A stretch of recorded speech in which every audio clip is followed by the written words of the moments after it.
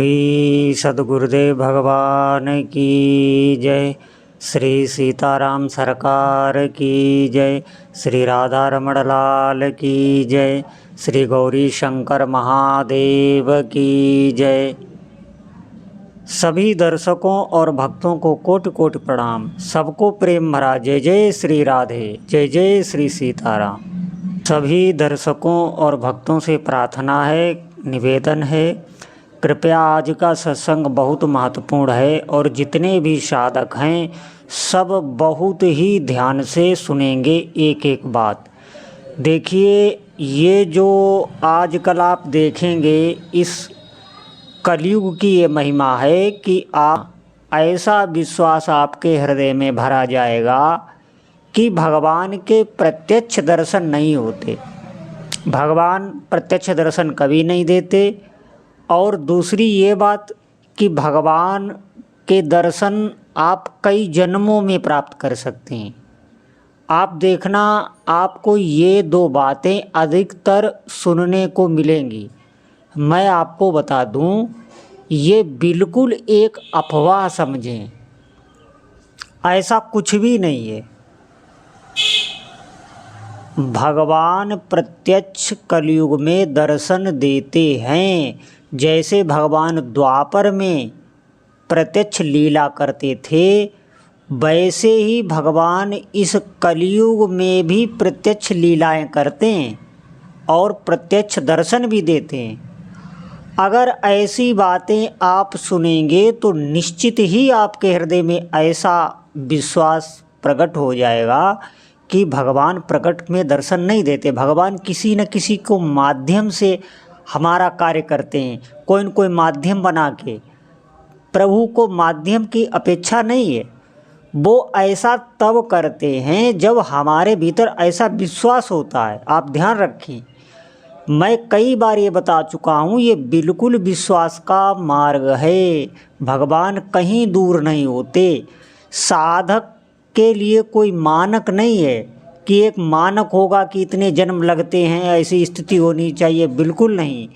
ये सिर्फ निर्भर करता है कि आपकी कितनी व्याकुलता है, आप कितनी तड़प है भगवत दर्शन की, और कैसा आपका विश्वास है, कैसा आपका भाव है। जैसे आप साधना कर रहे हैं, जप कर रहे हैं, उपासना कर रहे हैं, आपके भीतर कैसा विश्वास है। अगर आपके भीतर ये विश्वास है कि प्रभु हमारी सुन रहे हैं, प्रभु अभी हमारे साथ हैं, अभी इस समय हमारे साथ ही हैं, तो निश्चित मानिए वो आपको वैसे ही भाव देने लगेंगे, वैसे ही आपको सब अनुभूति होने लगेगी। अगर आपके भीतर ऐसा भाव आ गया कि नहीं, प्रभु दूर हैं और हमें बहुत साधना करनी पड़ेगी, हमें बहुत तपना पड़ेगा, और तब जाके कहीं जब हमारी इंद्रियां संयम में हो जाएंगी, हम कठोर तप में हो जाएंगे, हमारे भीतर बहुत वैराग्य हो जाएगा।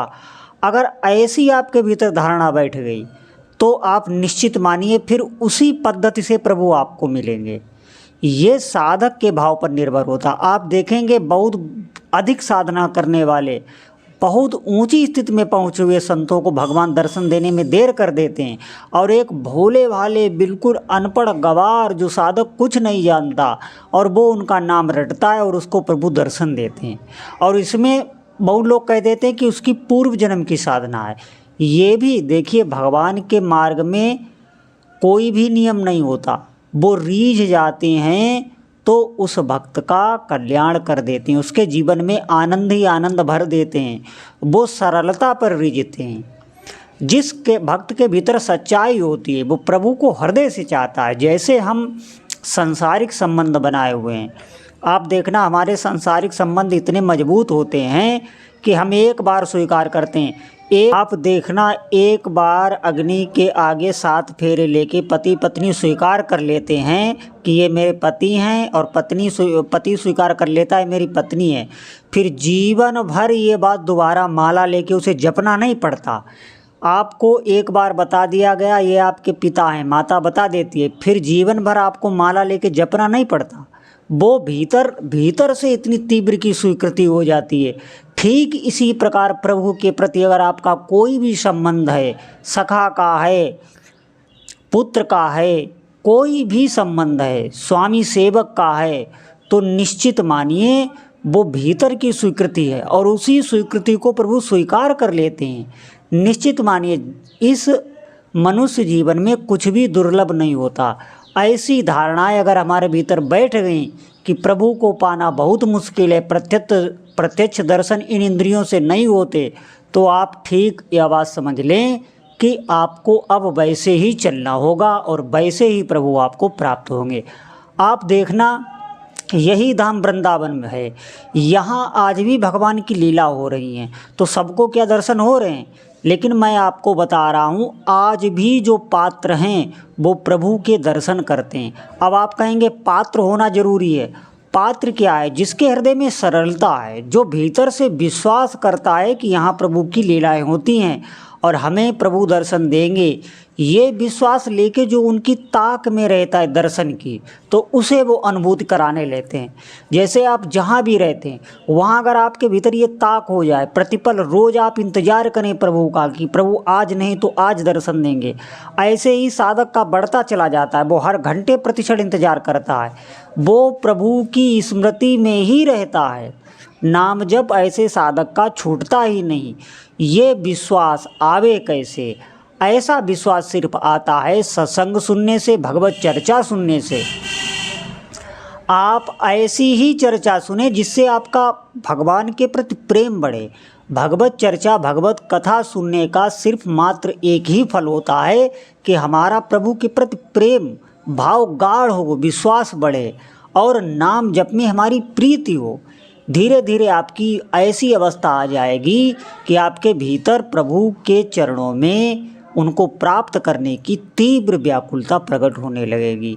तो सभी साधकों से प्रार्थना है कि आप निश्चित मानिए, आप तत्पर रहिए और ये अपने मस्तिष्क से ये बात निकाल ही दीजिए कि प्रभु हमारे साथ नहीं हैं और वो दर्शन नहीं देते।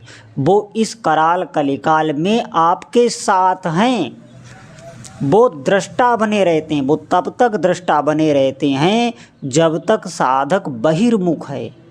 वो बहिर्मुख भोग विलास में और इधर उधर उसकी इंद्रियां व्याकुल रहती हैं, वो विक्षिप्त रहता है, वो अपने मन को एक क्षण भी एकाग्र करके प्रभु में नहीं लगाता। आप ध्यान रखें, आप आज से ही कुछ समय ऐसा निकालें कि आप मन को बटोरकर बार बार प्रभु में लगाने की कोशिश करें। आपको सिर्फ कोशिश करना है। आप देखना, आपको अनुभव होने लगेगा कि प्रभु का सानिध्य हमें प्राप्त है।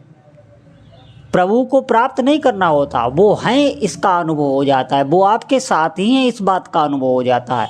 और उनकी प्रतिक्षण आप पर कृपा बनी हुई है, दया बनी हुई है, ये भी आपको अनुभव होने लगेगा। अभी हमको अनुभव ही नहीं हो रहा, सब पर दया है प्रभु की, ये बात आपको अनुभव हो जाएगी। तब फिर साधक का रोना बिल्कुल, वो प्रतिक्षण रोता रहे, साधक प्रतिक्षण रोता रहता है प्रभु की याद में।